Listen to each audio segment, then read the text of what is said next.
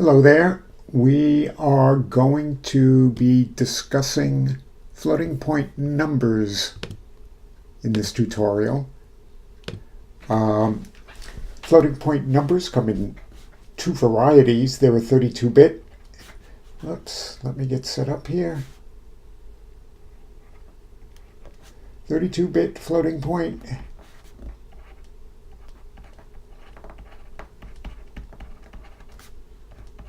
And then there are also 64-bit floating point numbers.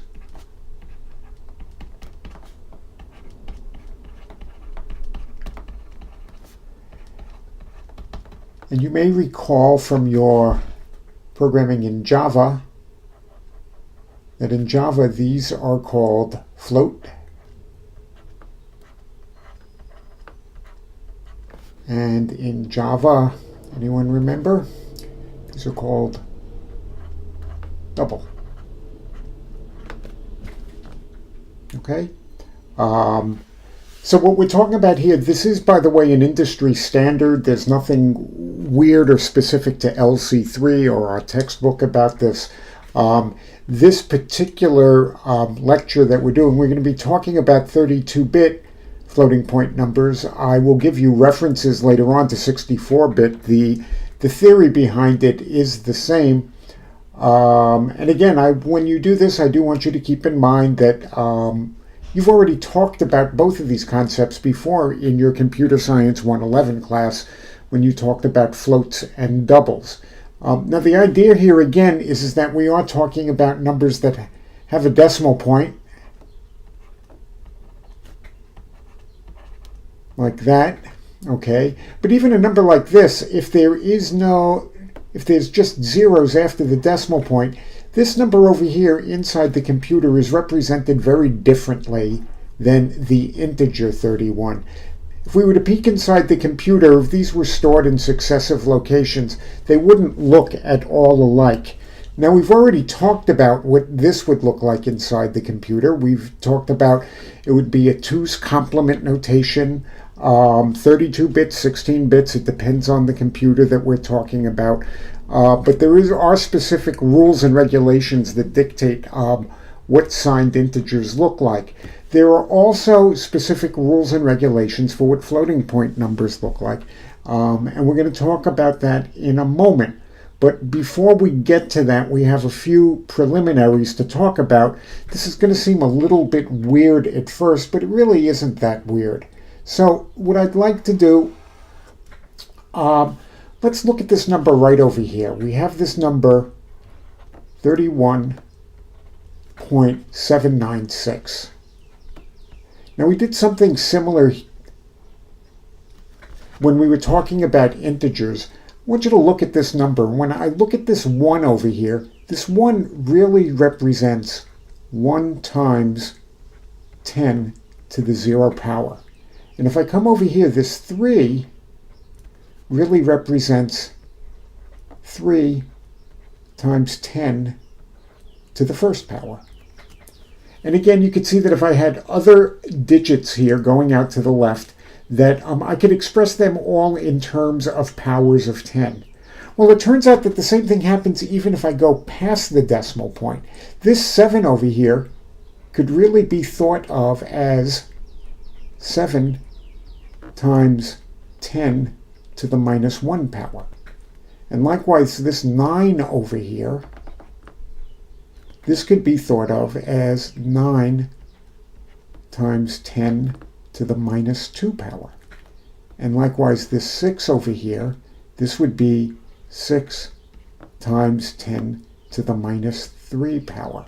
Remember, or let's review quickly if you don't remember your negative exponents, that when I write something over here like 10 to the minus 1, that's equal to 1 over 10 to the 1, which is just equal to 1/10. And if I come over here and I write 10 to the minus 2, well, that's just equal to 1 over 10 squared, and that's equal to 1 over 100. So the whole idea here is when I look at this number right here, okay, and remember this is a decimal floating point number, As I go to the left of the decimal point, we can see that the powers of 10 keep increasing and that the numbers are positive. Remember that anything raised to the 0 power is just 1. And we can see that as I go to the right here, okay, what happens is the negative exponent, okay, well, it depends on how you look at it. Is this number getting bigger or smaller? I guess it's getting smaller, though the magnitude is getting bigger. So over here we have 7 times 10 to the minus 1, 10 to the minus 2, 10 to the minus 3. If there were another digit over here, that would be to the minus 10 to the minus 4. Okay? So I'm hoping that everyone's comfortable here. And again, the way that we think about this number here is we would just add all of these together, like that.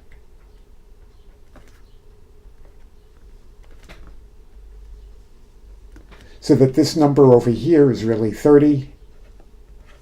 And to 30, I'm adding a 1. And then to that, I'm adding 7/10. And then to that, I'm adding 9 100ths. And then to that, I'm adding 6 1,000ths. And I just add all of these up. And that gives me this number over here.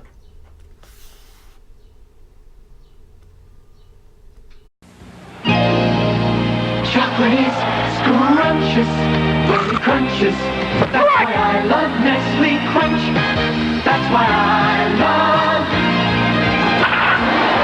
Nestle Crunch. Okay, let's start speaking in binary a little bit. I don't think this is going to be too hard. So imagine that I wrote something like this down in binary.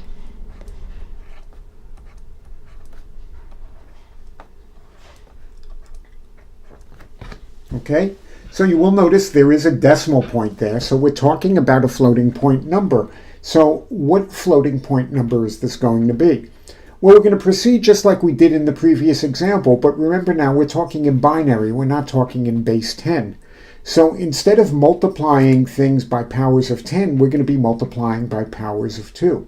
So this thing over here, this is 1 times 2 to the 0. And this number over here, that's 1 times 2 to the first. And over here, that's a 0 times 2 squared. And finally, this number way over here, that's 1 times 2 to the third. Okay?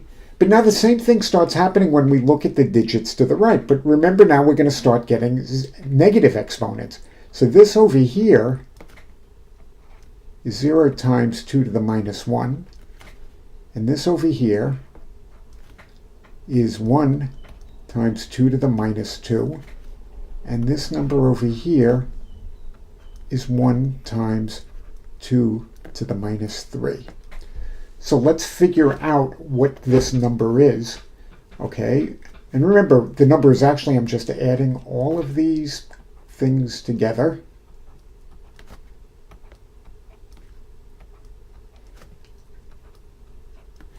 So 1 times 2 to the third, 2 to the third is an 8. So that's 8 plus 0 plus 2 plus 1 plus, okay, that's going to be a 0. 2 to the minus 2, that's a quarter. So that's plus 1/4 plus, and 2 to the minus 3, that's 1/8. So this whole thing here is 8, 9, 10, 11. 11 plus 1/4 plus 1/8. Well, 1/4 is equal to 2/8, and 2/8 plus 1/8 is 3/8. So this is equal to 11 3/8. So this number right over here in binary is equal to 11 3/8 in decimal. Okay, let's try another one. Suppose I had 11010.101. like that. Well, I think we can go a little bit faster here. So that's ones, that's twos. So we see that there's a 2 in there. That's fours, that's eights. So there's an 8 in there. And that's a 16, so there's a 16 in there. And now I come over here, that's a half.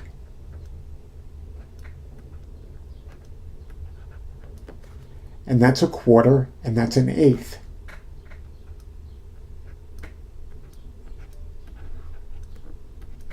So this is equal to 16 plus 8 is 24, and that's 26. And 1/2 plus 1/8 is 5/8.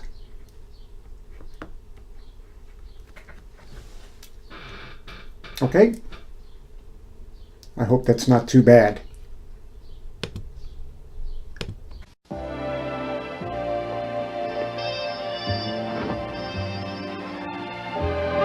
Hey, Walter, what's up?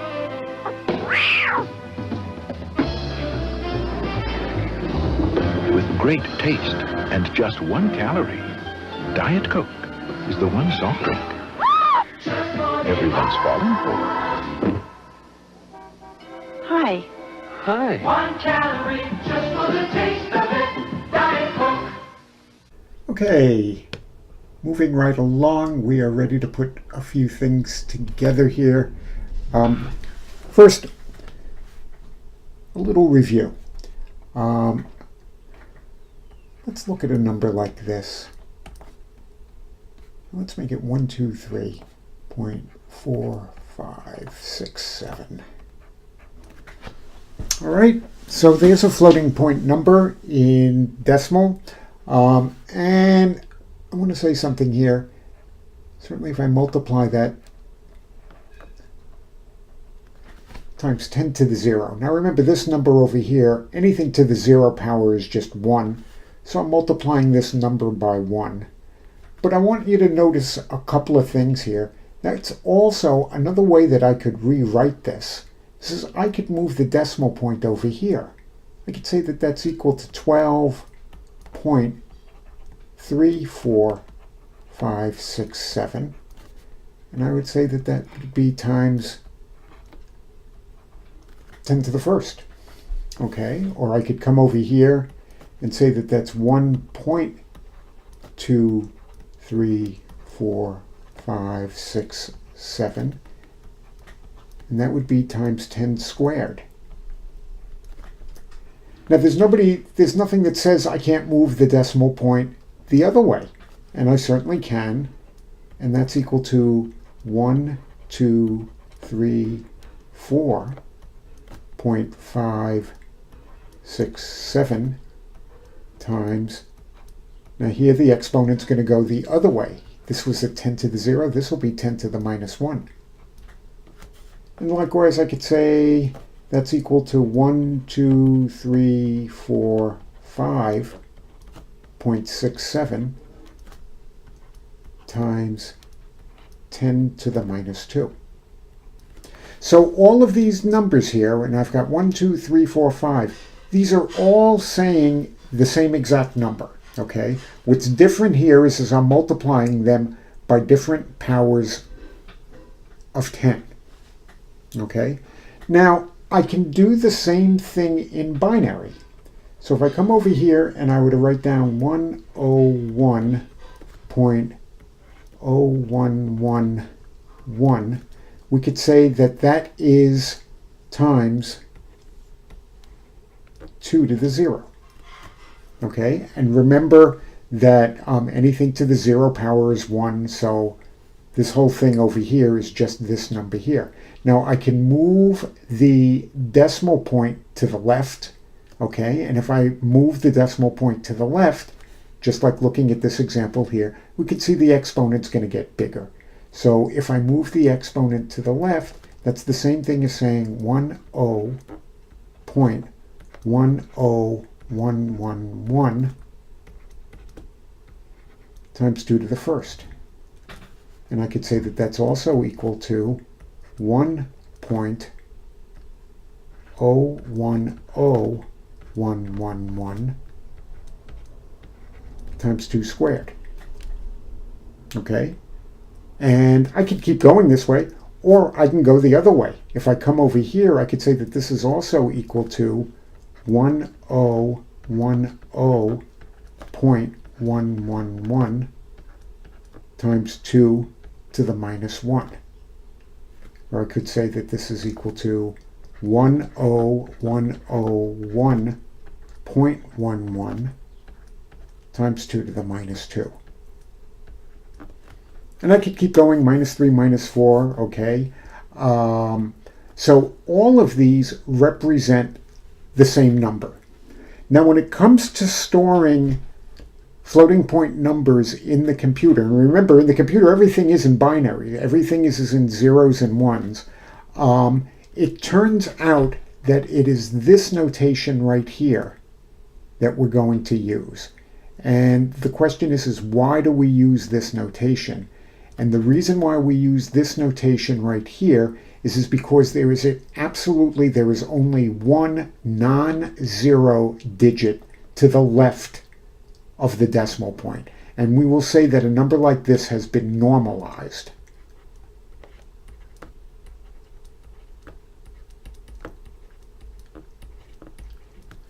Okay, and what normalized means is there is one non-zero digit to the left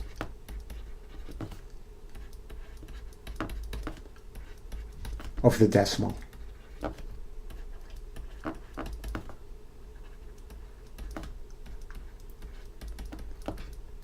And of course, if we're talking in binary, if it's a non-zero digit, the only digit it could be is 1.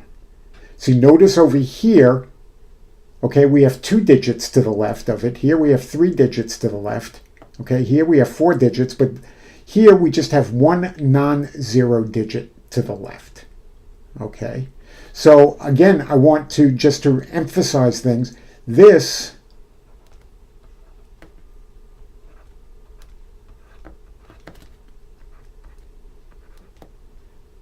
times 2 to the 0, okay, this is not normalized. What I've got to do is I've got to come over here, and if I were to go 00.100, what did I just do? Well, I just multiplied this number by 2, so that's 2 to the first, and that's still not normalized, okay, but I come over here, and now I get 001.00 times 2 squared, okay? Now this is normalized because I have exactly one non-zero digit exactly to the left of the decimal point.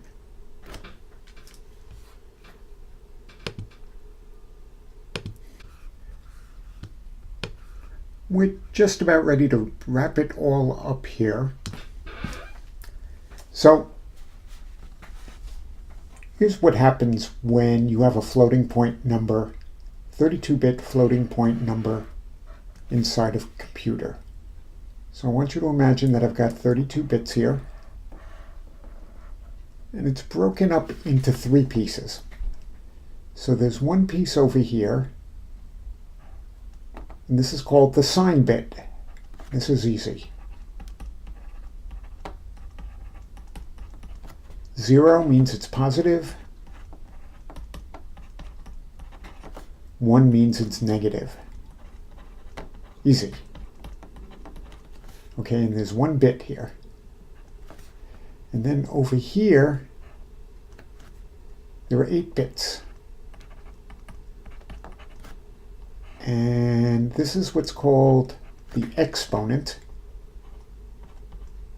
And this is going to be a little bit confusing, but it's not too bad. And then over here, there are 23 bits. And this is called the mantissa. I'll bet you've heard these terms before. Okay?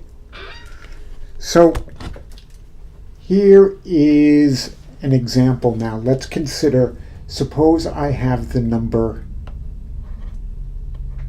6 3/4. Now I picked a pretty easy number here. The first thing I want you to note is that it's a positive number. Okay, so what's going to happen is there's going to be a 0 here.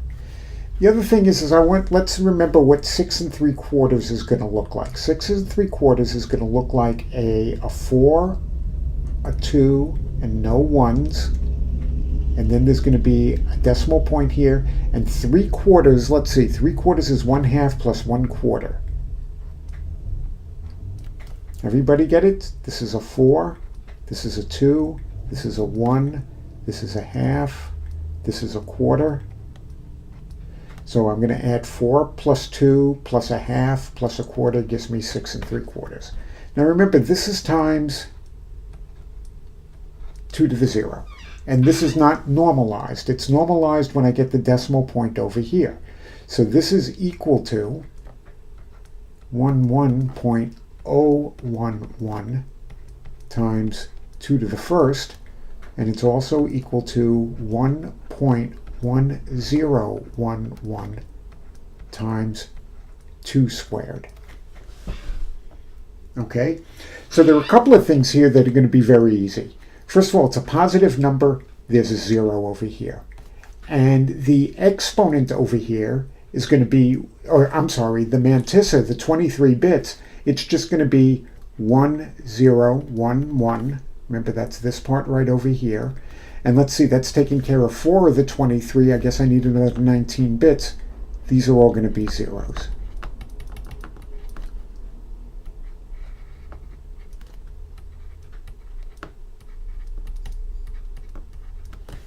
Okay. Now, the difficult part here is figuring out these 8 bits. And this is what's a little bit weird. Now remember, what I have to be able to do in these 8 bits is I have to be able to have positive exponents and negative exponents. In this case, I need an exponent of positive 2. And what the trick here is, sometimes it's referred to as what's called excess 127 code. And you'll see why it's called excess 127 code in a second. First of all, remember in 8 bits as an unsigned integer, 1, 2, 3, 4, 5, 6, 7, 8. Okay, this number here is 128. And remember, as an unsigned integer, 127 is going to be 0, 2, 3, 4, 5, 6, 7, 8. That's 127. Okay? And if I put 127 in there, that represents 2 to the 0. 128, that represents 2 to the first. Okay? So in fact, what I do is if I take a look at what's stored in my exponent,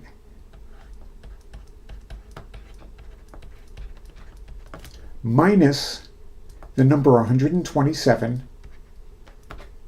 that should give me what I'll call my true exponent.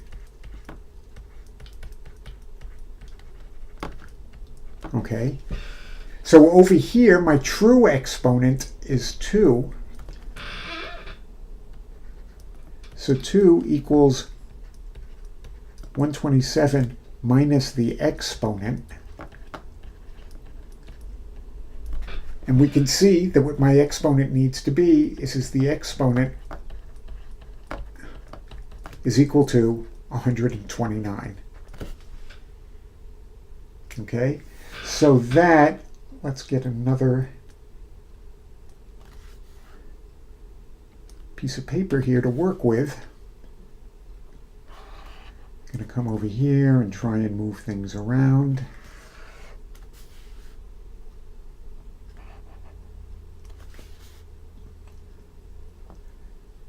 I don't know if I have enough room here. Okay, so if my so remember we said that the sign bit is 0. Then in the exponent, what I need to do is I need to put the number 129 in here. And then we said my mantissa, if we come over here, we said that the mantissa is going to be 1011. So this is 1011, and then there are zeros all the way in the end. 129 is 1, 2, 3, 4, 5, 6, 7, 8. Okay, that's 128 plus 1 is 129, and then I come over here, 1, 0, 1, 1, 0, 0, all the way like that. And this number right over here, this is 6 3/4.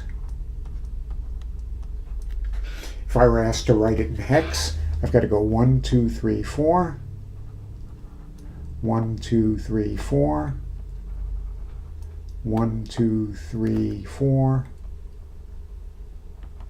1, 2, 3, 4, and then the rest are zeros. So let's see, this is a 1, 2, that's a 4, 0, and let's see, that's 8 plus 4 is 12, is 13. What is 13? A C. A is 10, B, C, D. This over here is an 8. 1, 2, 3, 4. This would be writing it in hex. Okay? So there are two things in here that you have to keep in mind that are a little bit confusing.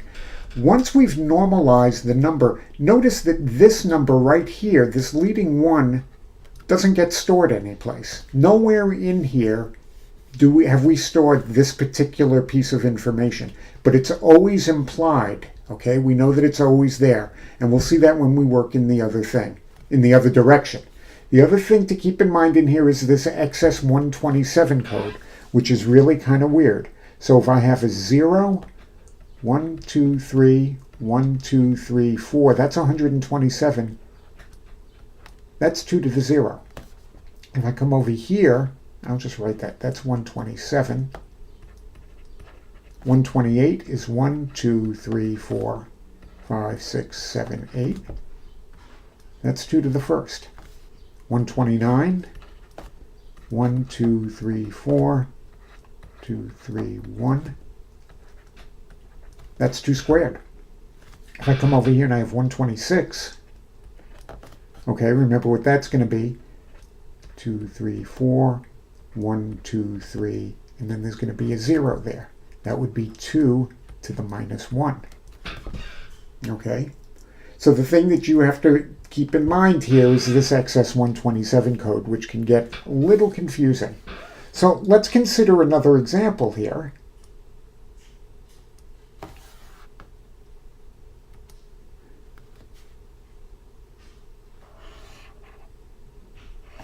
I can put that right there. Suppose I had a number that looked like this.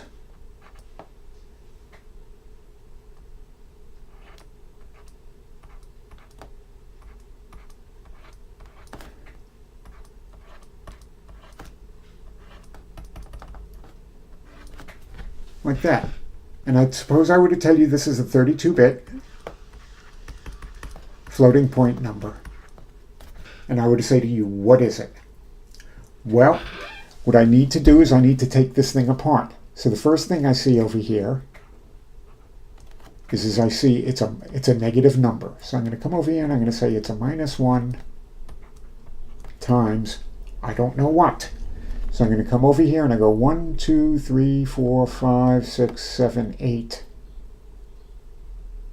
And I go, all right, what is that number right there? Okay, well, I don't know what number that is. 0, 1, 2, 3, 0, 0. Well, that's a 1, that's a 2, 4, and 8, 16, 32, 64. Does everybody see where I got that? The 4, this is 1s, 2s, 4, so there's a 4 plus an 8 plus a 16 plus a 32 plus a 64. So 64 and 32 and 16 and 8 and 4. Okay, so that's 4, 5, 6. and that's 12, and that's 20, and that's 24. Carry the 2. So that's 6, 7, 8, 9. That's 124. Okay? So what we could do is we go 124 minus 127 is equal to minus 3. So the exponent here, this is 2 to the minus 3. Okay? And what comes over here, remember this is the mantissa, so this is 0.101, but here's the thing that you can't forget. You can't forget this. There is always, this is implied right there. Okay? So this is the whole thing right here. Here's the number. We need to figure out what this number is. Okay? So first of all, this is minus 1. And let's see, 2 to the minus 3, that is 1/8. And now I have to come over here. What I have over here is I have, well, that's a 1 plus, and that's a half, and that's a quarter, and that's an eighth.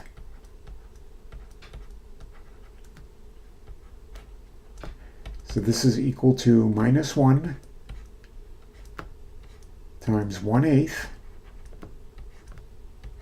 times, and let's see, that would be 1 5/8.